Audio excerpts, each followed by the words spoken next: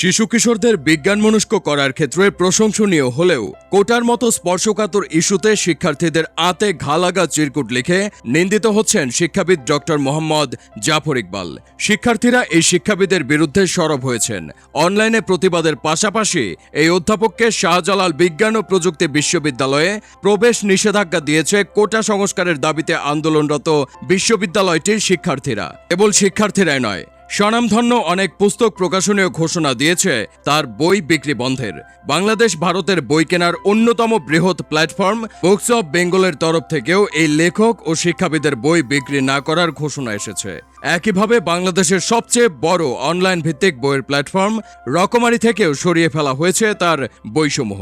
অনুরূপভাবে গ্রন্থবাজার, রংধনু bookshop, আইজান mart, প্রগতি বইঘরের মতো বৃহৎ বই বিক্রেতা প্রতিষ্ঠানগুলো জাফর ইকবালের বই প্রকাশনী এমনকি বিক্রি থেকে বিরত থাকার ঘোষণা দিয়েছে।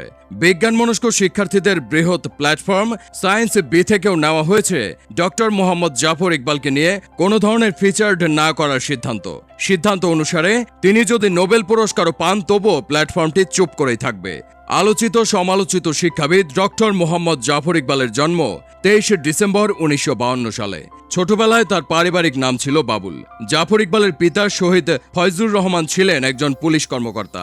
বাংলাদেশের মুক্তিযুদ্ধ চলাকালে 1971 সালের 5 মে তিনি শহীদ হন।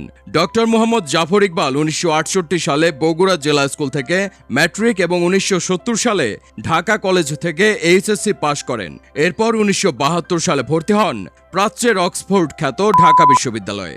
এরপর পিএইচডি ডিগ্রি লাভ করেন ওয়াশিংটন বিশ্ববিদ্যালয় থেকে।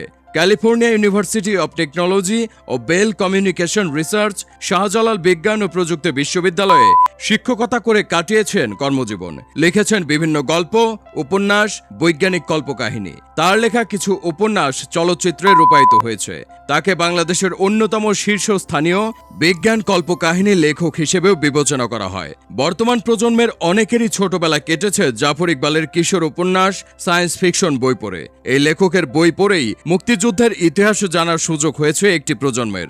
মুক্তিযুদ্ধ বিষয়ক তার লেখাগুলো পড়ার সাথে সাথে অনেকের মানসপটে তৈরি হয়েছে মুক্তিযোদ্ধাদের অবয়ব। অথচ এমন লেখককে কোটা সংস্কারের মতো আন্দোলনের সাথে পায়নি শিক্ষার্থীরা। সময়ের ব্যবধানে এই শিক্ষককে ভালোভাবে জানতে পারল সবাই। ওয়ান টাইম লাইফের মূল্যবান শৈশবে তার বই পড়ে যে সময় ব্যয় হয়েছে সেটাকে অনেকে এখন মনে করছেন নিরর্থক হিসেবে। শৈশব কৈশোরের কল্পনার মোহাম্মদ জাফর ইকবালের সাথে বাস্তবের জাফর ইকবালের কোনো সম্পর্কই মেলাতে পারছে না তরুণ প্রজন্ম। যার লেখা পড়ে একটা প্রজন্ম প্রতিবাদী হতে শিখেছে, আজ কলেজ বিশ্ববিদ্যালয়ে পড়ে সেই প্রজন্ম উপলব্ধি করছে যে তাদের শৈশবের হিরো তারুণ্যের ভাষা বোঝে না। 2023 সালে চালু হওয়া 7ম শ্রেণীর বিজ্ঞান বইয়ের একটি অধ্যায়ে হুবহু কপি করা নিয়েও কম হইচই হয়নি। ন্যাশনাল জিওগ্রাফির এডুকেশনাল সাইট থেকে নিয়ে হুবহু অনুবাদ করে তা পাঠ্যপুস্তকে ব্যবহার করেন ডক্টর মোহাম্মদ জাফর ইকবাল, যেটি তিনি স্বয়ং স্বীকার করেন এবং সংশোধন করার আশ্বাস দেন।